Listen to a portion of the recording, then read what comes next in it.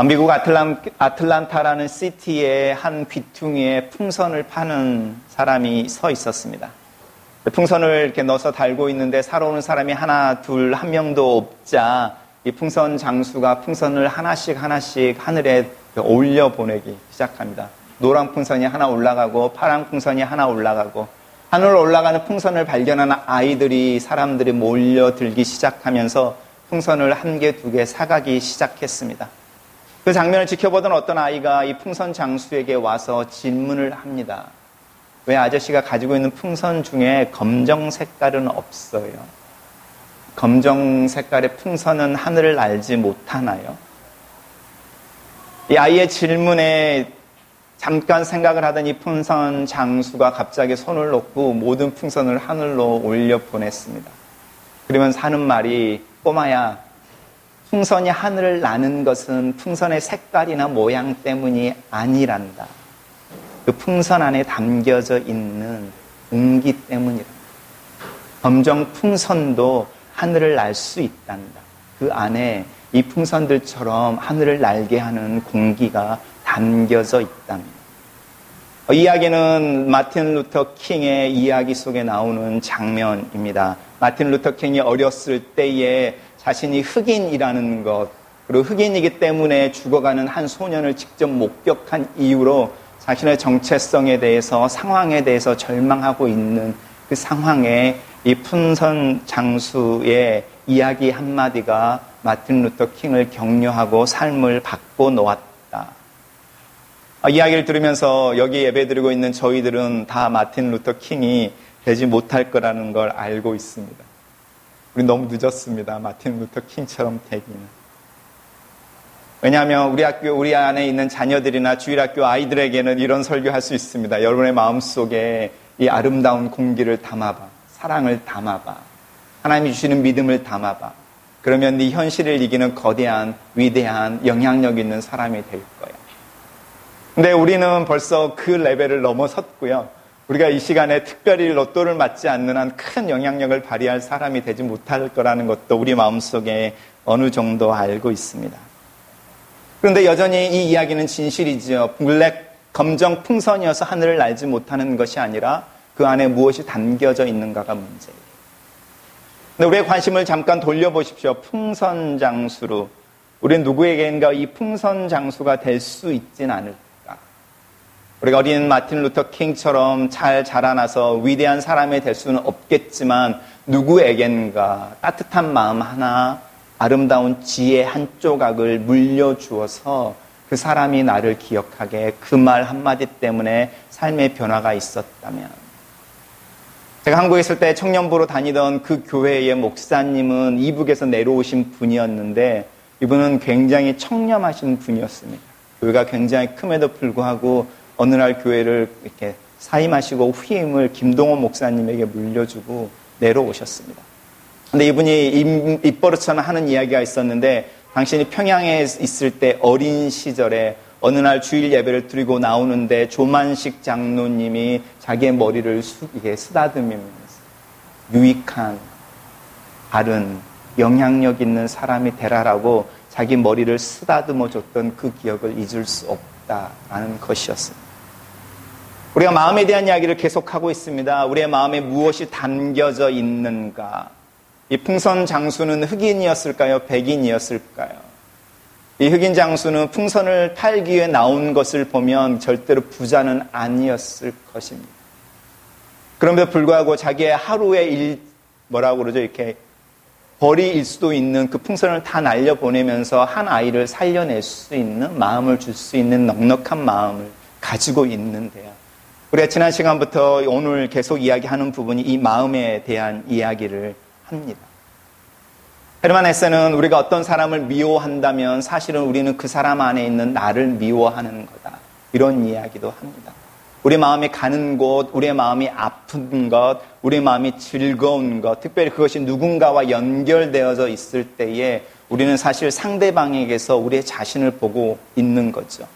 그래서 문득 놀라게, 나도 모르게 놀라게 내 아이를 향해서 화를 내고 있는 나를 보는 이유는 내가 싫어하는 나의 그 모습이 내 아이에게서 보일 때 아무 생각 없이 내 화가 폭발하는데 사실 그 화는 내 아이를 향해서 폭발하는 것이 아니라 변하지 않는 나, 약한 내 모습을 향해서 폭발하고 있는 거라고 할 수도 있습니다. 내가 우영재가 그 다음에 슬라이드를 하나 보여주시겠습니까? 이 그림을 보신 적이 있습니까? 우리가 믿음과 그리스도인의 삶을 이 기관차, 연료차, 객차에 비유할 수 있습니다. 우리가 하나님의 말씀이라고 말하는 사실이 우리의 삶을 끌고 가는 기관차라고 한다면 우리가 지난번에 말했던 것처럼 내 피가 머리로 솟구쳐 내가 날고 있는, 조종하고 있는 비행기가 뒤집혔다는 느낌이 들 때에 내 비행기의 계기판을 보면서 내 느낌과 상관없이 계기판이 내 비행기가 올바로 날고 있다라는 것라고 말하므로 온전히 내 비행기는 날고 있어라고 말하는 그 믿음이 하나님의 말씀에 대해서 믿는 믿음인 거죠. 그래서 이 믿음이라고 말하는 연료차에서 지속되어지는 연료로 말미암아 이 기관차는 계속 달릴 수 있습니다. 그리고 이 사실과 믿음, 기관차와 연료차의 어떤 움직임 속에서 객차라고 말하는 부분이 따라가게 됩니다. 그래서 많은 그리스도인들은 사실 포커스를 어디에 맞추고 있냐면 기관차 그리고 연료차에 포커스를 맞춥니다. 우리가 왜 하나님의 말씀을 공부합니까? 하나님에 대한 사실들을 더 많이 알기 위해서입니다.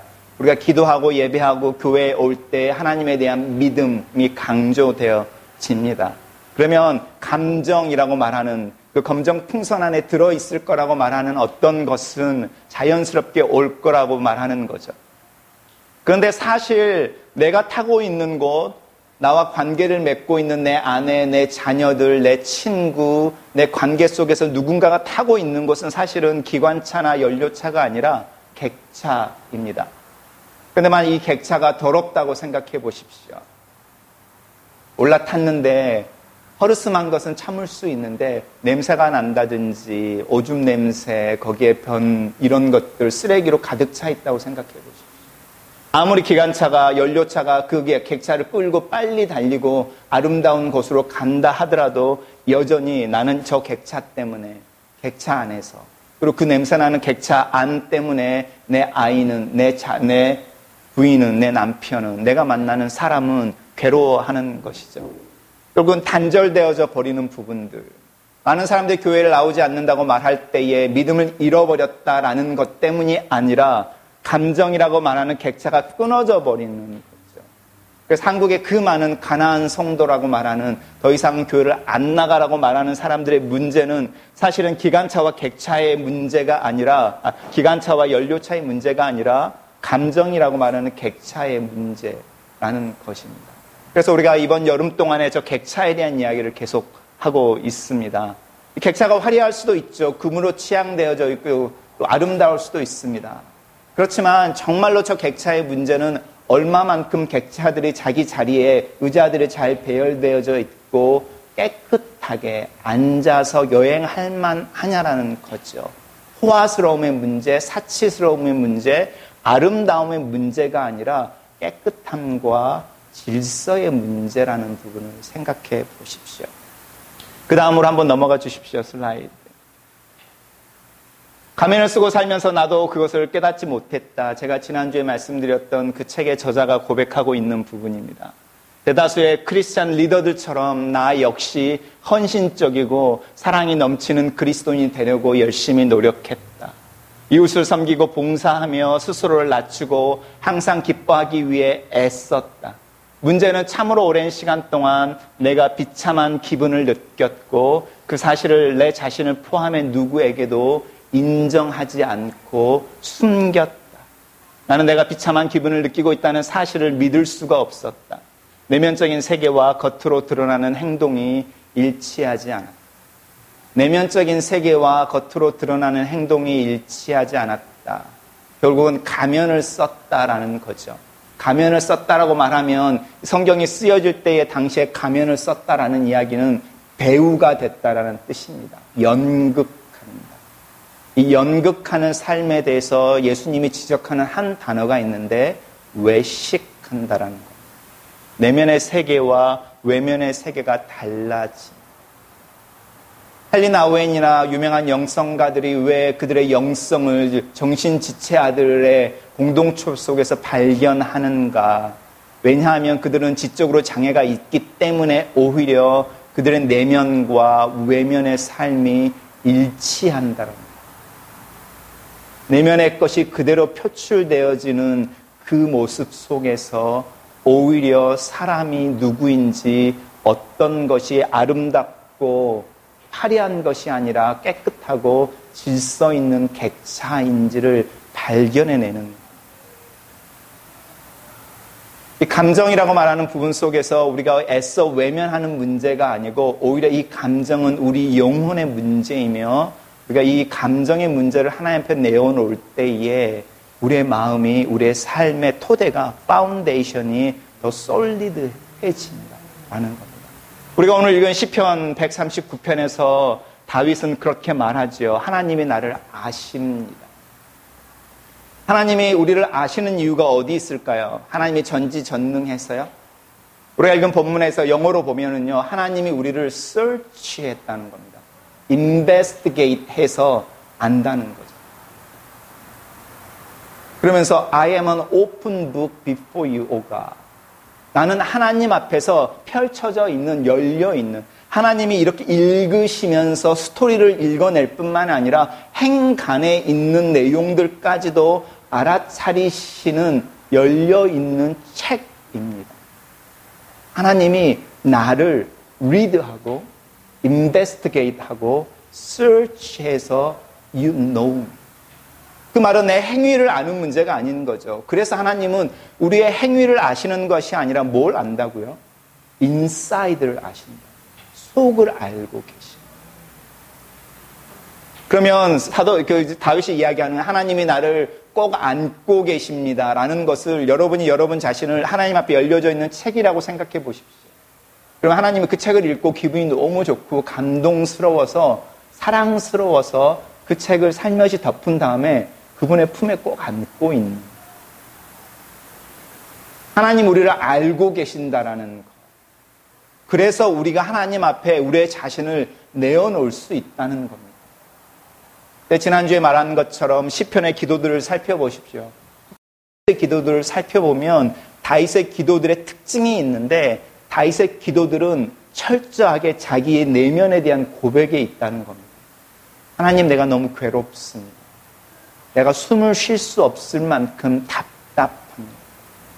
내 안에 어떤 죄책감의 문제가 있는데 이것을 해결하지 못해 밤마다 눈물을 흘림으로 내 베개가 적십니다. 내가 누구를 미워하는데 그 사람의 자녀들이 절벽에 떨어져 버려서 죽었으면 좋겠다라는 생각이 들 정도로 그 사람을 향하여 내 화가, 내 미움이, 내 진노가 가득합니다. 이렇게 고백해냅니다. 여러분의 주보에 제가 체크리스트를 만들어 놨는데 한번 체크를 한번 해보십시오. 나는 내 안에 있는 감정의 문제들에 대해서 얼마만큼 정직합니다. 그리고 그것들을 얼마만큼 지혜로운 방법으로 표현해낼 수 있는가. 특별히 그 부분의 문제들에 있어서 하나님 앞에 나는 얼마나 정직하게 내 모습을 나타내고 하나님이 만져주심을 바라고 있는가. 우리가 입으로 하나님은 상한 심령, 통회하는 심령, 그리고 거기에서 나오는 예배를 받으신다라고 말하는데 우리는 정말로 얼마만큼 우리의 깨진 마음, 상한 마음, 우리 안에 깊이 깊이 숨겨져 있는 두려움이나 앵거나 쉐임과 같은 감정적인 그 굴레들을 하나님 앞에 내려놓고 있는 거예요. 그리고 내 마음 깊은 곳에서 계속적으로 솟아나는 욕구의 문제들이 있는데 그 욕구의 문제들을 하나님 앞에 내어놓고 이 부분이 하나님의 방식대로 채워지기를 바라고 있는 것. 예레미야는 20장에서 뭐라고 말하냐면 하나님이 나를 설득하셨죠. 하나님이 나보다 훨씬 강해서 하나님 나에게 어떤 일을 부탁하셨을 때에 내가 그것을 하기 싫었는데 거절할 수가 없어서 결국 하나님이 나에게 부탁한 일을 하고 있습니다. 하나님의 설득에 설득당해서 그 일을 하는 순간부터 내 라이프에는 울음밖에 없습니다. 왜냐하면 하나님이 내 입술에 둔 그 메시지가 축복에 대한 메시지가 아니라 재앙에 대한 메시지이며 심판에 대한 메시지이니 그것을 듣는 사람들이 나를 너무너무 미워합니다. 내가 말할 때에 파멸과 멸망을 선포함으로 내가 매일같이 치욕과 모욕거리가 됩니다. 이런 기도를 하고 있습니다. 성경에 나와 있는 사람들이 얼마나 정서적으로 하나님 앞에서 자신의 모습을 드러내고 솔직한지, 여러분의 마음에는 하나님 향하여 어떤 마음을 가지고 계십니까? 사실 저는 하나님의 마음 속에 서운한 마음이 이 마음 속에 이렇게 가득 있습니다. 내 기도를 이루어주지 않는 하나님.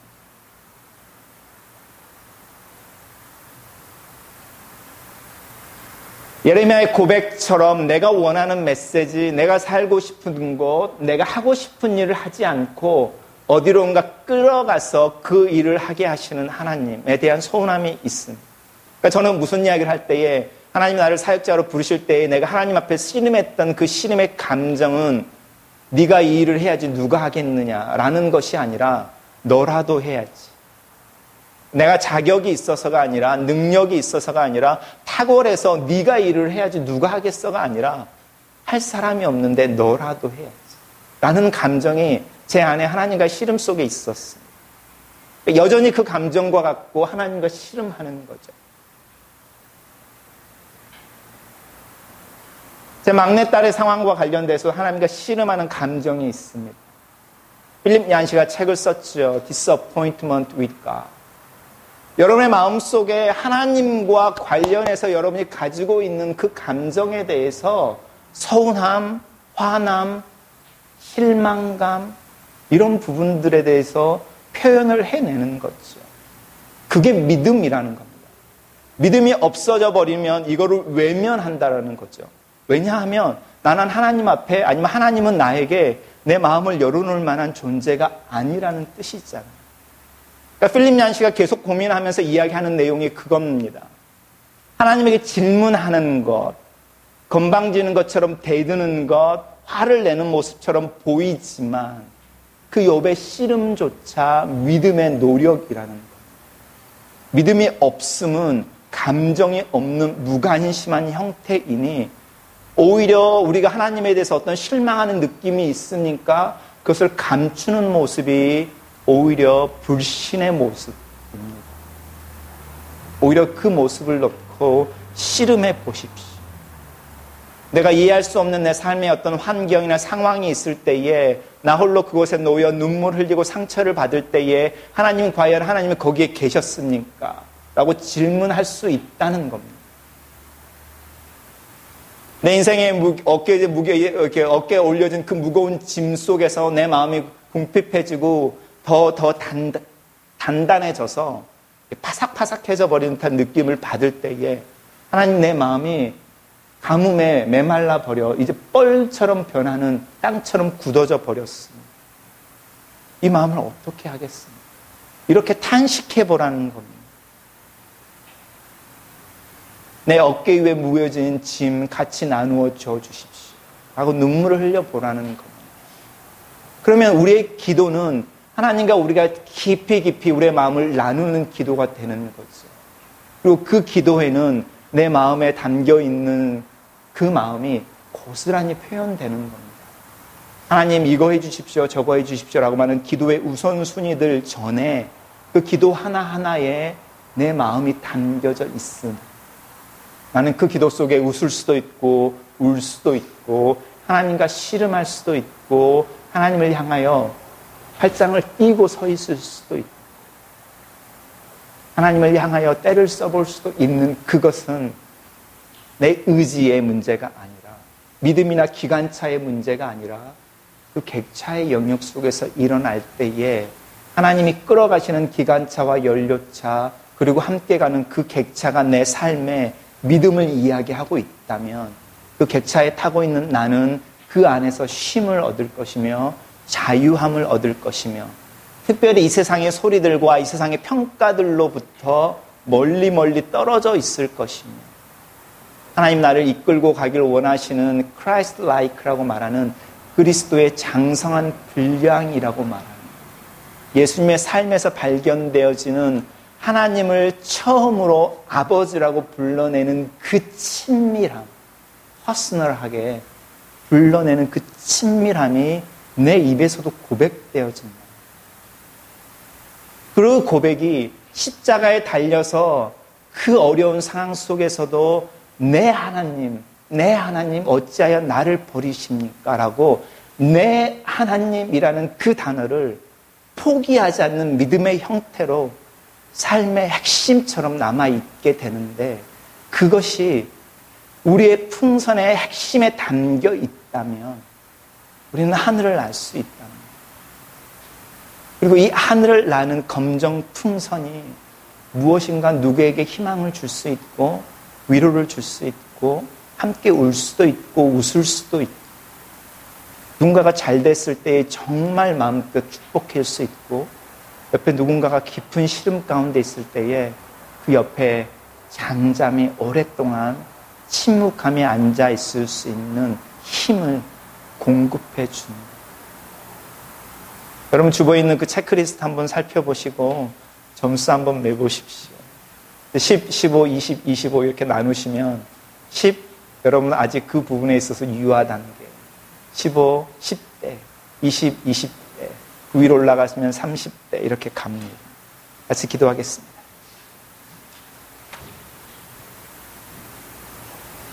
여러분은 여러분의 마음을 어떻게 하나님에게 표현하고 있습니까? 예수님은 아무도 없는 그 새벽에 광야에 나가서 하나님과 친밀함을 경험하셨습니다. 그는 때로는 우시기도 하고, 때로는 즐기시기도 하고, 때로는 깊이 고민하고 씨름하셨지만 그 마음속에서 항상 하나님을 아버지라 부르는 그 고백을 멈추지 않으셨습니다. 그리고 그 고백은 사실은 그분이 세례받을 때에 하늘에서 내렸던 너는 내 사랑하는 아들, 내 기뻐하는 자라는 고백으로 화답되어져 있습니다. 우리는 예수님의 친밀함처럼 하나님과의 관계 속에서 하나님의 사랑의 고백도 가지고 있고, 또 예수님처럼 하나님 앞에 나아가 아버지라 부를 수 있는 권리와 특권도 가지고 있습니다. 우리는 이것을 어떻게 사용하고 있습니까? 우리 시간에 우리의 마음을 한번 돌아보면 좋겠습니다. 그리고 하나님을 향하여 여러분의 상한 마음 고백해 보십시오. 서운한 마음 고백해 보십시오. 답답한 마음 고백해 보십시오. 하나님 앞에서 깊은 한숨이라도 여러분의 입에서 새어나오게 믿음을 드려보십시오. 같이 기도하겠습니다.